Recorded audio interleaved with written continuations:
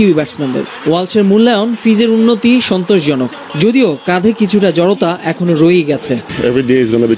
মুস্তাফিজ ধীরে ধীরে উন্নতি করছে, তার কাঁধে কিছু সমস্যা থাকলেও তা গুরুতর নয়। প্রতিদিনই সে বোলিং করছে। আশা করছি নিউজিল্যান্ডের বিপক্ষে সিরিজের আগে আমরা তাকে শতভাগ ফিট হিসেবে পাবো। টি-20 বিশ্বকাপে নিউজিল্যান্ড বাংলাদেশের ম্যাচের কথা নিশ্চয়ই সবার মনে আছে। কেন উইলিয়ামসন, কলিন মুনরোর মতো নামকরা ব্যাটসম্যানরা ধরাশায়ী হয়েছিলেন মুস্তাফিজের বলে। সে ম্যাচে 5 উইকেট নিয়েছিলেন কাটার মাস্টার। নিউজিল্যান্ডের পেস বান্ধব উইকেটে তাই মুস্তাফিজই ওয়ালসের নির্ভরযোগ্য কাণ্ডারি। সে দলের জন্য বড় সম্পদ। বোলিংয়ে তার বিশেষত্ব দলের জয়ে খুবই গুরুত্বপূর্ণ। নিউজিল্যান্ডের উইকেটে তার বোলিং খুবই কার্যকর হবে বলেই আমি বিশ্বাস করি। ঘরের মাটিতে বাংলাদেশের সফলতা সবার নজর কেড়েছে।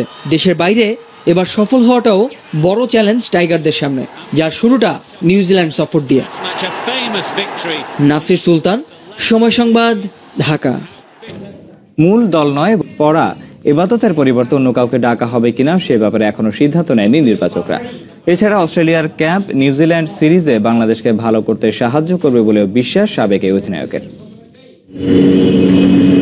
ইংল্যান্ড সিরিজের মধুর স্মৃতি পুরনো না হতেই টিম বাংলাদেশকে ভাবতে হচ্ছে নিউজিল্যান্ড সফর নিয়ে। এরই মধ্যে ঘোষণা করা হয়েছে 22 সদস্যের প্রাথমিক স্কোয়াড, যেখানে আছেন ফাস্ট বোলার হান থেকে উঠে আসা তরুণ পেসার এবাদত হোসেন। তবে সাইড স্ট্রেইন ইনজুরিতে পড়ার কারণে শঙ্কা দেখা দিয়েছে তার সফরে যাওয়া নিয়ে। তার পরিবর্তে অন্য কাউকে সুযোগ দেওয়া হবে কিনা তা এখনো স্পষ্ট করেননি নির্বাচক হাবিবুল বাশার। আমাদের চিটাগাংয়ে টেস্ট ম্যাচ চলছিল, তখনই ওর ইনজুরিটা হয়েছে। এবাদত এবং শান্ত কিন্তু যাচ্ছিল টিমে ডেভেলপমেন্ট স্কোয়াডের সদস্য। ওরা কিন্তু ঠিক আমাদের স্কোয়াডের পার্ট না, ওরা যাচ্ছিল আসলে লার্নিং পিরিয়ড ছিল ওদের জন্য। তো ওদের জায়গায় নতুন কাউকে নিয়ে হবে কি হবে না, যদি এবার যদি 4 সপ্তাহ যদি ইনজুরি থাকে তাহলে তো টিমের সাথে ট্রাভেল করবে না, তখন তো নতুন কাউকে নিতেও পারে, নাও নিতে পারে। নিউজিল্যান্ড সফরের আগে অস্ট্রেলিয়ার সিডনিতে ক্যাম্প করবে টিম বাংলাদেশ, যেখানে সিডনি সিক্সার্স আর সিডনি থান্ডার্সের বিপক্ষে 2টি ম্যাচ খেলার কথা আছে টাইগারদের, যদিও তা নিশ্চিত নয়।